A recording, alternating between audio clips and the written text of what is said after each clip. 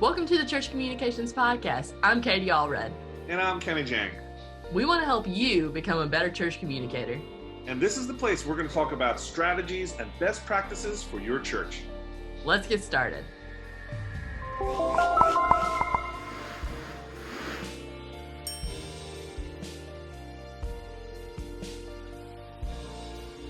Hey friends, it's Kenny Jahng here with the Church Communications Podcast. I am Kenny Jahng, co-owner of the group, coming to you live across the interwebs with a friend of ours from the community, Seth Muse. Seth Muse is in the house. Welcome to the show today, Seth. Hey, what's going on, man? Hey, everybody. It is good to have you. We are missing Katie Allred, who is just one fantastic partner. I just spent a whole week in St. Petersburg, Florida, Seth, with her, dreaming up, planning things for 2020. Really excited about what we have planned for our members and our community coming up next year. And Seth, you're part of that, and we thought we'd bring you on to help. One of the things I'd love to share with people is so many of the different things that communicators, I guess, best practices, but sometimes it's also things that we should avoid, right? Guardrails for right. Our vocation. Yeah. One thing that caught my eye, Seth, was a fantastic blog post that you put up recently, and it was called the 10 Unwritten Rules of Church Social Media. It was kind of like Fight Club rules, one of those things? Yeah. Yes. And the first one is you don't talk about the unwritten rules. So we're kind of breaking the rule here. But there's probably more than that. It's just like 10 things I came up with that are just like, we don't ever talk about these, but they're kind of etiquette things or just kind of landmines you don't want to step on. And it happens a lot. And you kind of don't know, like people react to them and you're like, well, what's going on? So I wanted to actually just call those things out.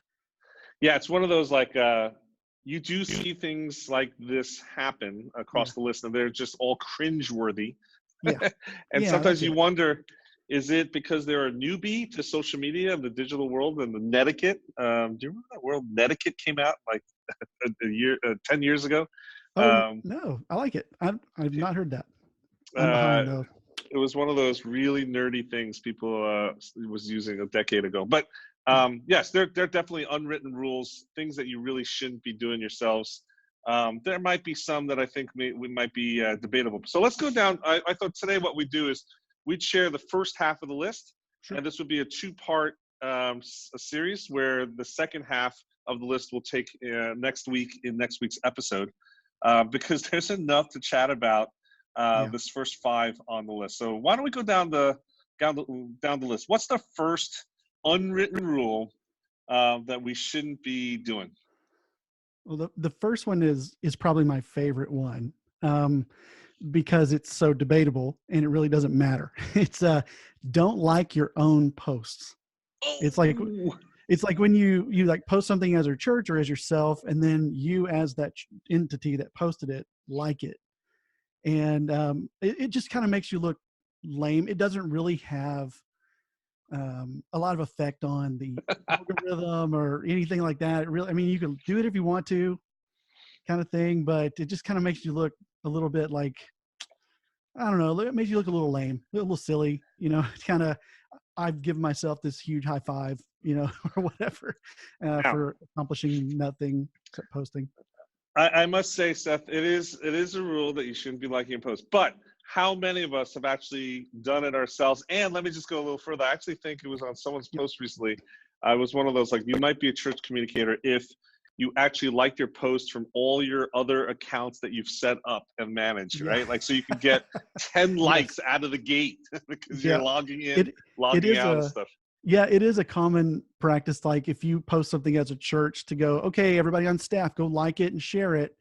And that does help. I mean, that kind of stuff when they share it and things, it does help a little, but honestly, for you to like it as the church doesn't really do much, or you to, share it again as the church. I don't know why you do that, but some people do that kind of stuff. And it's like, well, okay, that's one like, but we all know that Facebook like weights all the other reactions and things that are more meaningful than just the like button. but it doesn't really affect it negatively or positively. It's just kind of, wow, my church liked its own post, kind of patting itself on the back. It's Yeah, kind it's of a little bit weird. odd, right? It is a little bit. It's Now, weird. I will tell you, there are people. This is, I think, a debatable thing because there's a whole stream of people that would say yes, you should be liking your own stuff. And I got into a debate one point. It was like one of those conference after conference at the restaurant debates where one guy was telling me, look, it's kind of like when you run for student government in middle school or something like that, and that everyone has to vote, and there could be that tiebreaker, and the guy that loses is the one that didn't vote for themselves. They voted for the opponent or somebody else. Why wouldn't you like your own stuff? That's what they keep on saying, Wow. right? But what are we voting for? It's like, what's the competition? It's, I know there's competition, but like, I don't know. That's funny. That is funny to me. I've never heard that analogy. Yeah. So, general, please. I guess it is this little sign of desperation that if you're patting yourself on the back, at least don't do it as the first, second, third like for your own post. You're right. Desperation is the right word. It looks desperate. It looks like trying so hard, and I get it, but yeah, just get those likes another place. Okay. So number 2, what is number 2 on the list for you? Don't get political. Now, this is a tough line for a lot of people to draw. And, when you get political, you're opening yourself up to a lot of conversations that you're probably not equipped to have. Not only if this was just your own account, just personally, you may not be equipped to have these conversations, but now you're representing the church, and the church doesn't need to get dragged into this political debate. Like, when's the last time you just, somebody on a social media feed was like, you know what? I've never thought of that. You're right. I am now going to vote a different way. How many times have you ever gotten into a discussion on a thread about politics and left it at some point and said, I'm glad I got into that debate on social media because that was a healthy debate. Yeah. Healthy debate is an oxymoron for the internet most of the time anyway. I have seen good discussions take place, but I've never seen anybody's opinion really change. There's been respectful conversations and dialogues, and I've seen that among friends, and it's really nice to see that. But again, as a church, I think you could put your energy into other things that are a little more valuable, that get the spiritual ball down the field for things that are really the church is really about. And whatever you think about, like where a church should land on the political debate, my personal opinion is we shouldn't really be that involved in that discussion publicly like that, but privately for sure, whatever. But that's just my opinion. But I think that for you as a communication director or someone who's running social media, that's an easy way to quickly just get rogue and get in the weeds and drag your church into some things that you're saying on behalf of the church that, lawyers could get involved later. You never know how that's going to go. And it's, I don't like playing it safe. I'm just not that kind of person. But when you're representing a church, it's a good idea to really consider who you represent organizationally and consider what they would have you do, especially in that kind of arena. I just don't know that's real beneficial to get into too much there. It's just one of the things you want to pause before you actually hit submit and put that comment or status update up there. Now, there are people who will show up and politicize posts that you've put up and that are trying to basically incite some sort of drama or discourse on your social accounts that you probably don't want to entertain as a church. What's one suggestion, Seth, that you would give to church social media managers where there are people who might be attacking religion or Christianity's worldviews, or just trolling the accounts and bringing politics into it? How would you suggest someone might? Do you delete all those comments? Do you just ignore them? No. Is there something else that you can do? I think it's a person, as long as you can verify this is a real person, not a bot or something random crazy. Whenever I get negative comments, I always run them through my database first just to see, is this a person that goes here? Do they even have the right church? Just some checkpoints first before you do that. but I wouldn't delete it unless it's just belligerent. And even then, I have a little longer fuse than a lot of people, but on this, because I want to see how I can help that person. So I would say always pause and don't respond, don't react. You want to respond, but when it's a negative comment like that, if it's pretty bad, then I would definitely always err towards, hey, we hear you, we don't agree necessarily, but if we want to continue this conversation, let's do it offline. And then if they're not willing to do that, then you can delete, then you can hide comments or whatever it is you need to do. But I would involve your next up leader as well, just to let them know that that's going on. If they've given you permission to have those conversations at that level, then go ahead. But if not, then definitely run that through them before you respond. Yeah, absolutely. I love that last little shift where if you want to respond, you want to acknowledge them and publicly signal to other people that you are hearing them, but you want to shift that conversation offline. You want to invite them into a conversation offline. And as long as you put that call to action out there, it shows that you're being responsive. It shows that you are trying to be empathetic. And more importantly, I think it shows that you're trying to be engaging in that healthy discourse. And obviously, text does not capture everything that you typically want, especially in emotionally charged things. So I think that's a great tip. And today's political climate is just so polarizing. And it's like, as soon as you can take that to a face-to-face, people are nicer, people are calmer, they can read you. Just get them there as fast as you can. And I think that if you're just deleting and banning that kind of stuff, I think that says a lot about where you really are as a person understanding the Great Commission. It's these are people. Our job is to deal with difficult people. Jesus had to deal with his share of difficult people, and we shouldn't shy away from that. If that's not something you want to deal with, you might be in the wrong business and the wrong role. Exactly. Because we deal with people all day, man. All day long. Okay, number 3 on the list. What is it, Seth? It goes into this a lot. Is stay positive. Yes. Stay positive. Nobody likes a negative, or even some of us have a sarcastic personality just naturally. And it's easy for us to make light of situations in a critical kind of way. And what might be sarcastically funny in person doesn't translate to the internet for a lot of the reasons we just talked about. But generally as a church, I'm not saying get away from talking about sin or talking about the need for salvation or anything like that, but I'm talking about in your social media feeds and things. You keep it positive, because if you're not a welcome voice when they in their feed, if you're going to be negative all the time. There's plenty of things to be upset about, and I don't think your church should be one of them. Absolutely. I think that voice, which should, I think, and this is like a sidebar, I think the tone and personality of how you represent your brand online is something that's important that you have to discuss across your team. That leadership must understand and agree some just basic tenets of what type of representation you're going to have, because that brand impression is really important.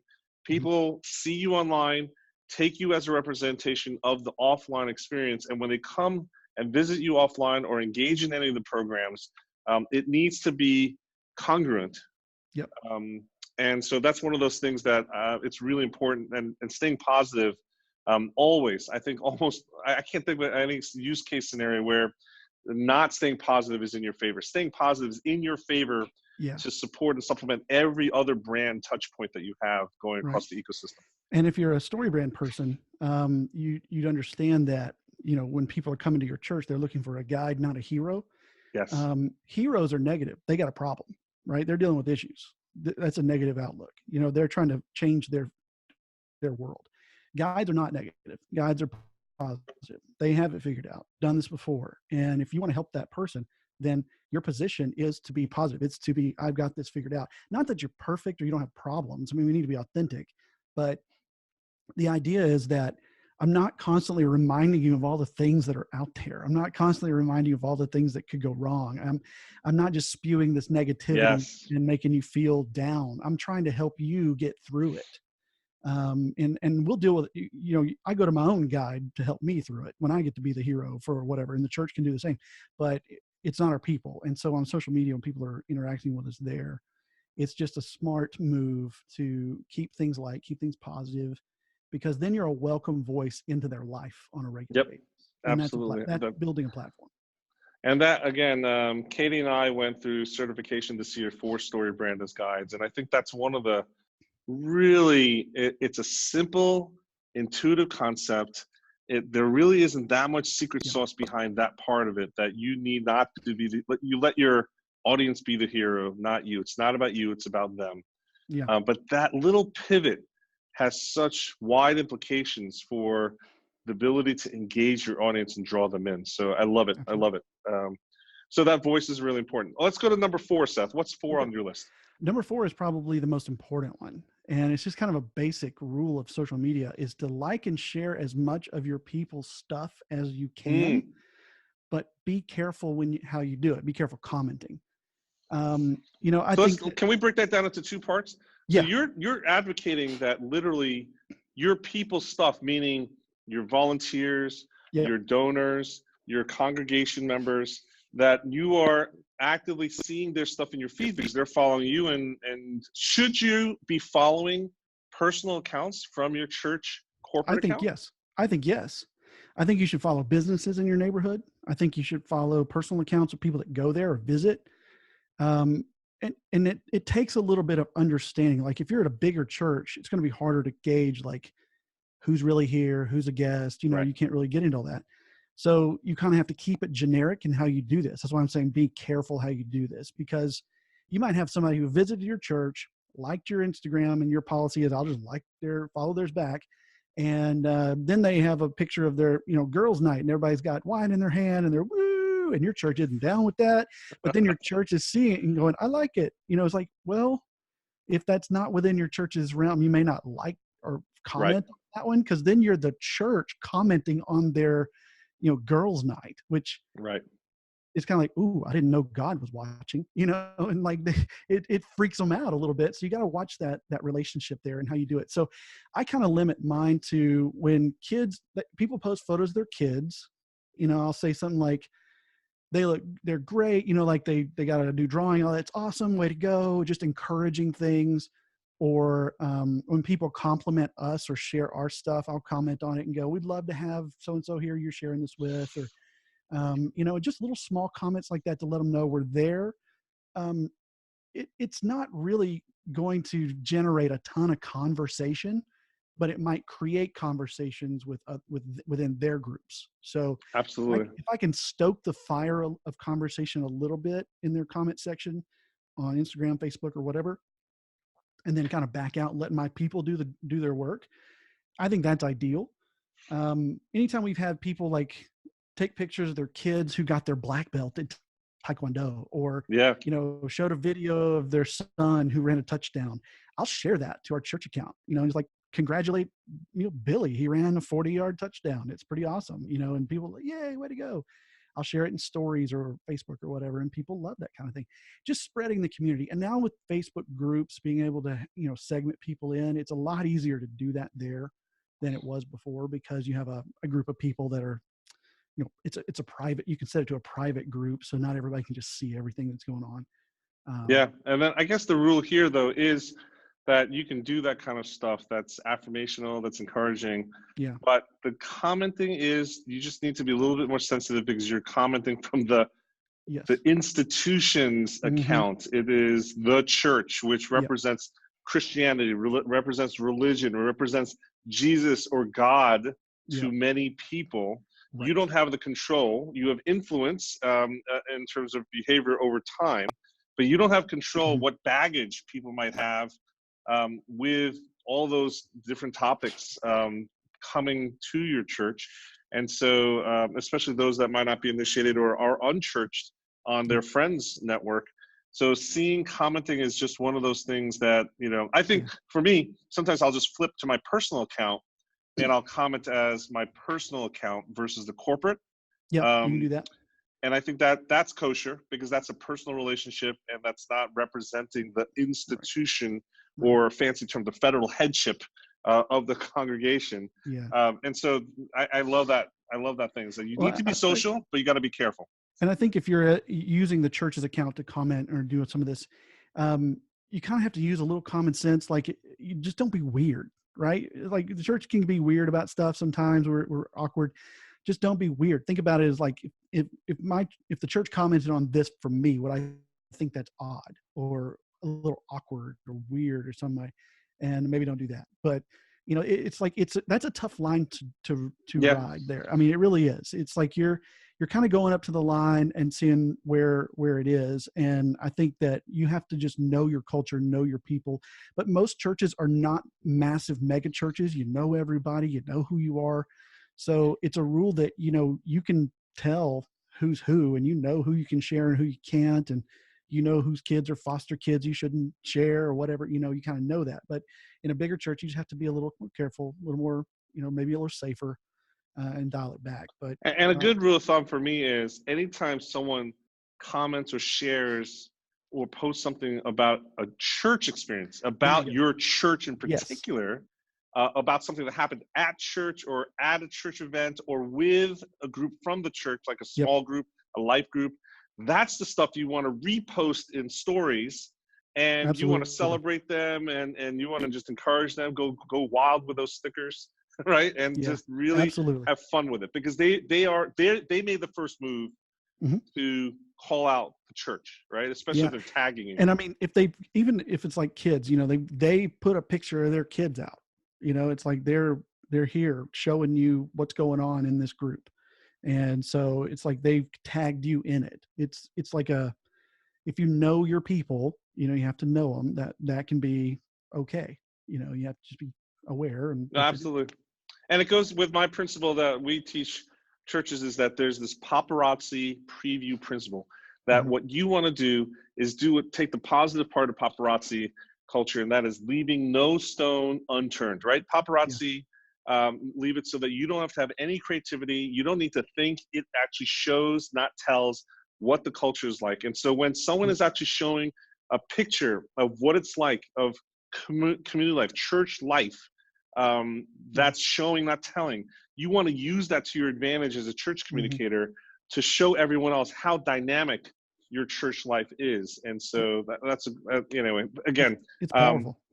It is very powerful. That I think is the place where it's kosher to go all in, especially when other user generated content about your church that's positive. Okay, let's move on to the last rule that we're going to talk about today in our list, right? We've been going over the 10 unwritten rules of church social media for communicators. What's the last one on the list? I love this one. The last one is don't spam your wall. What? It's my wall. Come on. Yeah, and it's changed a little because I wrote this blog a few months back, several months back, and this is now the way the algorithm works on Instagram and Facebook. You can post quite a bit, and it's at any time, and it could or could not be seen. Whereas before, it's like if you posted 6 photos in the next 10 minutes, people might see all 6 of those photos in the next 10 minutes. And it's not so much that way anymore, but it's still, if you interact with a person quite a bit, or they interact with your church quite a bit, then if you post 6 photos, then in a shorter time than probably what they would like, they're going to see all those things. And then if you are one of those churches that has everybody on staff share the same photo or the same 6 photos, and they all follow them, they're going to see it from them too. And it's just going to be like, oh my gosh, these people are crazy, and I'm tired of seeing the same image over and over. And then they might block you or delete you, or mute you. Now you can do on Instagram. But it's just a form of spam. It's like, it's like going to somebody, like when somebody's like, hey, I want to show you all my pictures from vacation, come over and we'll look at them. And you're like, yeah, I'm going to be busy on whatever night you've decided to do that. It's just kind of annoying, and overwhelms people, because with social media, most consumers want to just do that. They want to scroll. They want to consume a lot at a time. And most of them feel like I'm missing something. And I know that Instagram and Facebook are not showing me everything because it's not chronological. So I'm trying to get through it as fast as I can. which is impossible, but there's this back in the head mentality, we have of just get through as much of it as you can and just scroll. And when we post a bunch of the same thing, it's like, dude, you're wasting my time. I already saw your photo, move on. And then you become annoying, and it's like, I didn't mean to. I just have a lot of great things to share with you, so posting once or twice a day on some of these is kind of enough, depending on what you're trying to accomplish. And again, if you have so much content like that, post different images, different content about the same thing on different channels. Take advantage of the carousel format that allows now up to 10 images on Instagram, Facebook, same thing. You have the ability to do things, do photo albums in Facebook. You don't need to post directly to your wall. So there's tons of ways to do that stuff appropriately, but don't spam your wall. Okay, that's great. So Seth, today we've gone through the first 10 rules, the unwritten rules of church social media. It's almost as if, honestly, there's so many social media managers for churches that get handed the job, but they don't get that rule book of online responsibility to go with it. Absolutely. You just got to trial by fire, learn what is acceptable, what's not. And I think that top 5 list that we went through is fantastic. Next time, we're going to go through rules 6 through 10. And this is one of the things that I love is that, hey, these are not the most definitive rules in the universe. We're looking for input and discussion, and also to have a little bit of fun with it, right? There's definitely room for fun. We'd love to see what your unwritten rules for social media are yourself. So do us a favor, drop some of your ideas in the comments. You could be self-incriminating and tell us what you did to get in the hot seat yourself. Or tell us some of the stuff, the wild and crazy things that you've seen online that other churches are doing. You don't need to call them out, but you can share with us some of the funny stories that you're seeing other people are doing. Seth, in the 6 to 10, give us a little bit of a preview or just a little tease. What can we expect in that last half of the list? Well, we've got a content rule to abide by. We've got some thoughts about automations. Maybe a little bit, digging a little deeper about how to handle photos of kids, and then just a couple more some things that are really near and dear to my heart, not one of the things we didn't mention is Star Wars. Is it all about Star? You've got a rule about it's Star about Wars? Star Wars and how to construct your own lightsaber, and why that's important. But just like posting or liking comments. We talked about liking your people's stuff, liking their photos late at night as the church. A little creepy, that kind of stuff.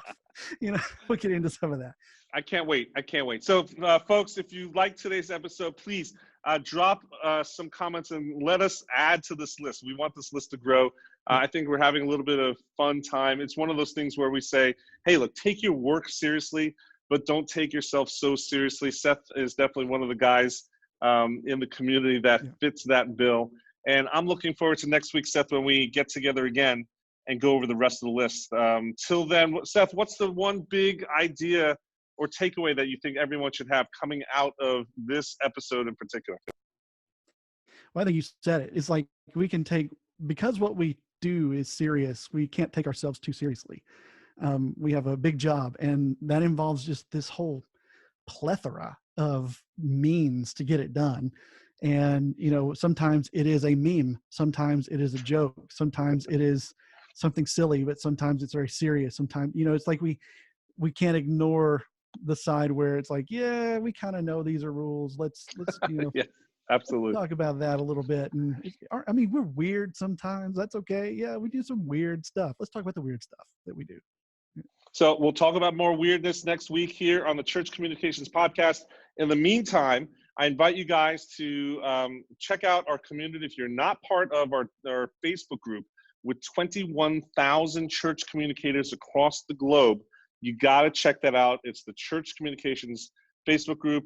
If you haven't checked out our website, our blog is on fire. We are now publishing almost 3 to 4 times a week with tons of tips, tutorials, and just great content to help you become a better communicator. Get on the email list there so you're not missing out on anything. And all the social channels. Make sure that you're following us so that we want to interact with you. We want to get to know you better.